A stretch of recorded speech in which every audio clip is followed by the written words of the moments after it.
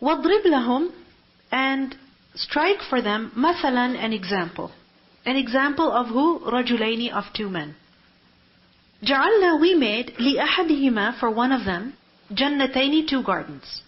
One of them had two gardens. What about the other man? He didn't have two gardens. What did he have? It's not mentioned in the story. But it seems like he didn't have anything. Compared to this one man who had two gardens, and those two gardens were also quite impressive. Because this is not Jannah, right? This is dunya. Some people get a lot, and other people get very little. Allah subhanahu wa ta'ala has given some people more, and has given some people less. Why? Each is being tested. What kind of amal does he do? So one of them had two gardens. And these two gardens, orchards, were of what? Min a'nab, of grapevines. So he had two vineyards. وَحَفَفْنَاهُمَا, and we had bordered both of them. Hafafna, from hafafa. Haf is to surround something from all sides. So we had bordered these gardens, binakhlin, with date palms. So now picture this in your head. Two gardens, grapevines in the middle, and you can imagine grapevines in rows on trellises. Alright? Have you ever gone berry picking? No? Strawberry picking? Any kind of picking? Okay. So you see, whatever plant, they're in rows. Right? So just imagine a vineyard like this, grapevines, all in rows, and on the sides of the two gardens, what's there? Date palms. وَجَعَلْنَا, and we made, بَيْنَهُمَا, between them two, meaning between the two gardens, was zar'a, crop. So this guy has a huge piece of land. And this huge piece of land is divided into, you can say, 3 portions. Alright? One side, garden, orchard of grapevines. The other side also, orchard of grapevines. In the middle, crop. On the sides, the border is of what? Date palms. He's getting the maximum advantage of the property, the land that he has. He's getting crop, he has crops, so he's getting grain. Then he's got grapes, so he's getting a lot of benefit from that also. And then date palms, that also is producing a lot of benefit. So he's taking the maximum advantage. Kilta al-jannatayn, both of the two gardens. The word kilta means two. So each of the two gardens, atat, it produced, ukulaha, its fruit. Both of the orchards produced fruit. What does that mean? I mean, the produce was a good amount. And it shows that the land was fertile. وَلَمْ تَظْلِمْ, and it did not fall short. Notice the word تَظْلِمْ. Dhulm. What does dhulm mean? Injustice. But remember that dhulm literally means naqs, to fall short. So the gardens, they did not fall short, minhu, from it, shay'an, anything. Meaning he got 100% profit. You know, for instance, a person invests in his garden. How? In his property. That for instance, the seeds and everything, for the crop to grow, he has to spend, for instance, $50,000. But then when he gets the produce and he sells it and he pays off his expenses, what profit does he make? 0. What is that? Dhulm. Right? But if after, paying off his expenses, he's making profit, then what does that mean? وَلَمْ تَظْلِمْ مِنْهُ شَيْئًا. He was improving. He was constantly gaining. It was a very profitable piece of land. وَفَجَّرْنَا, and his expenses were also very low. How? Because وَفَجَّرْنَا, we had caused to gush forth خِلَالَهُمَا, between the two gardens. So you could say through the zar. Alright? Between the two gardens, there was a nahar. There was a river. So this entire property, this entire farm was self-irrigated. He didn't have to put in much effort in getting water from elsewhere to water his land. So what does that mean? His expenses were a lot? Minimal. What does that show? How was his profit? How much was he making? A lot. وَكَانَ لَهُ ثَمَرٌ, and one day, what happened? He had fruit. Meaning the crop was ready, the vines, they were ready. Ready, meaning the fruit was abundant, it was surplus, it was ripe, ready for picking. It was harvest time. And remember that the word thamar is what? Product of a process. It doesn't just refer to fruit as an apple or grapes. Alright? When a person has so much land, you can imagine that he must have other investments also.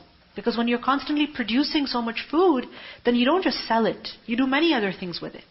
You know, for instance, if such people, they also have a lot of livestock, that's another business. Right? And then if he's got water, Allahu A'lam, may have fish pond, whatever. Right?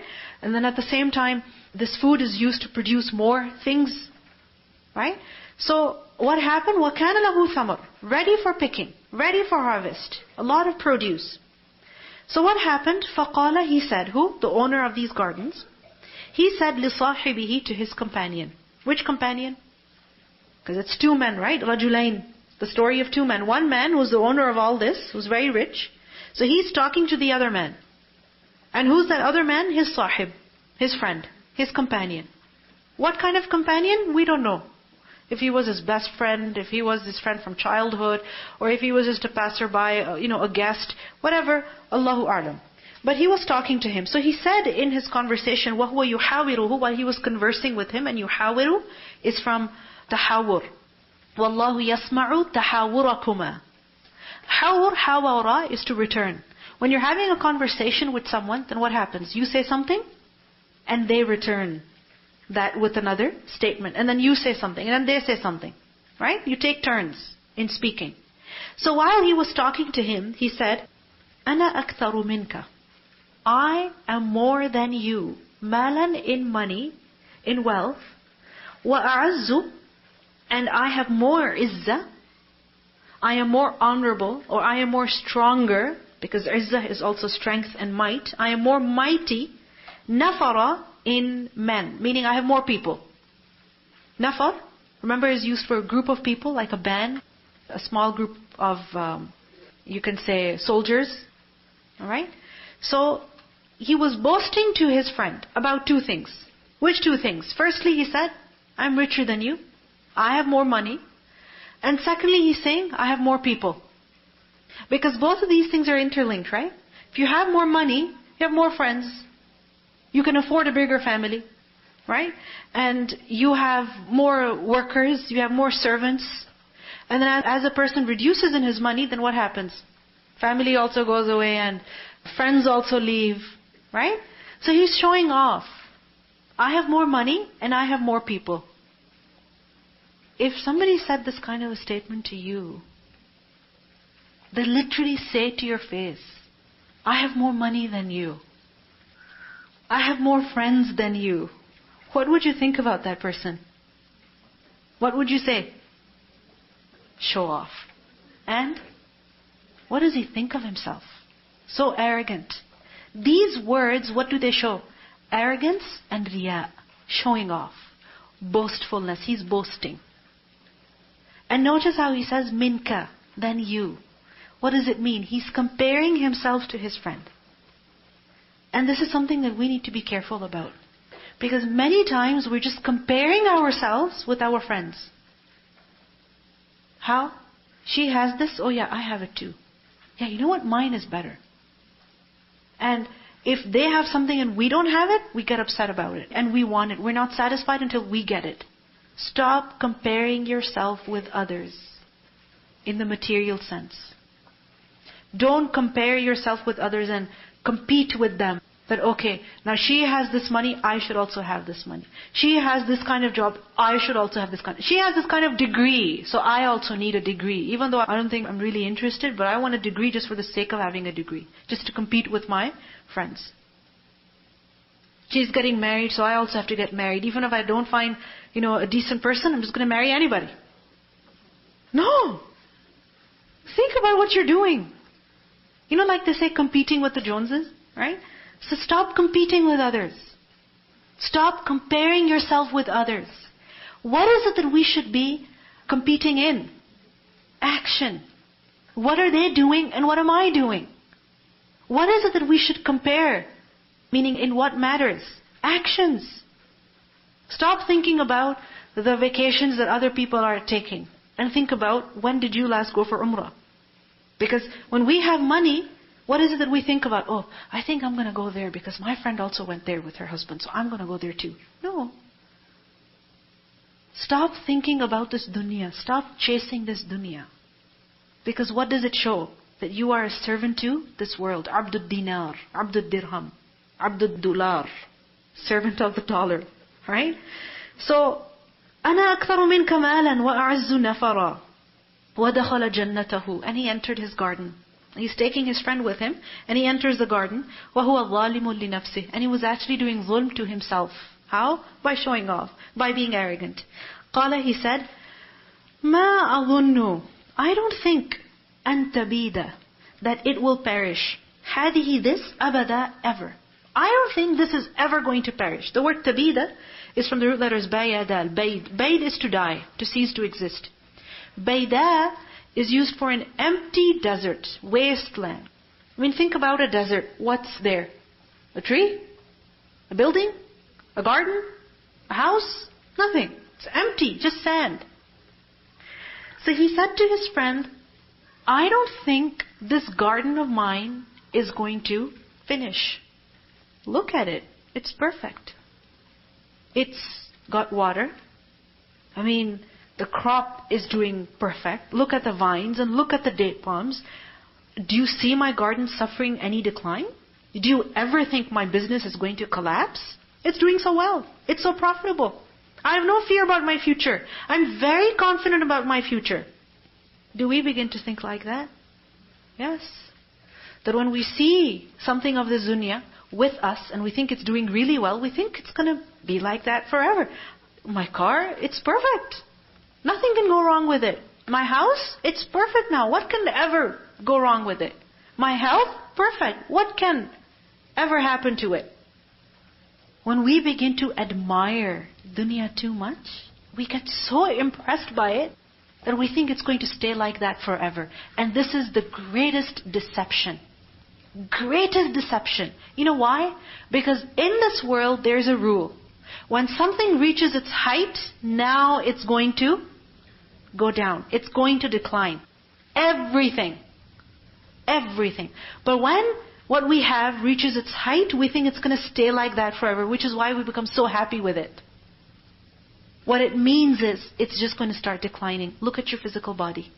Aren't you so concerned about, in your teenage years, you're like, I can't wait until I'm 20. I can't wait until I'm 20. And then when you reach 20, you realize, oh, now I'm going to be old. And then some people, they wait for 30. They wait for 35. And then what happens? Then it finally hits them that now I'm not going to become better, I'm going to become weaker. Once the Prophet ﷺ, he was riding his camel. And his camel was the best camel, always ahead.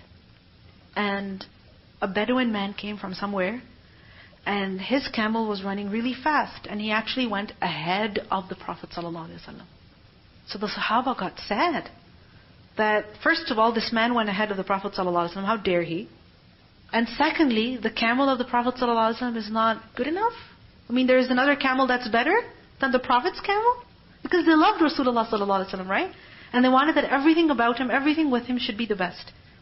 So the Prophet ﷺ said to them something to the effect of that whatever goes high, then there is always something that will get ahead of it. This is the rule in this dunya. So this man, he said, مَا أَظُنُّ أَن تَبِيدَ هَذِهِ أَبَدًا.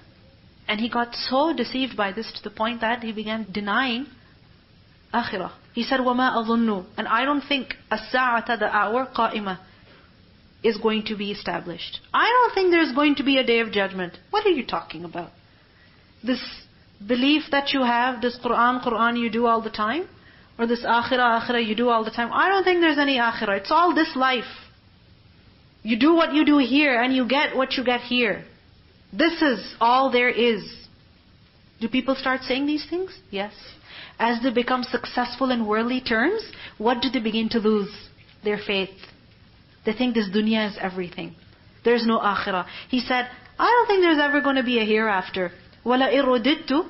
And surely if I was to be returned from Radd, إِلَى رَبِّي, to my Lord, meaning let's say, even if there is a hereafter, and I am taken to my Lord after I die, لَأَجِدَنَّ. Surely I will definitely find.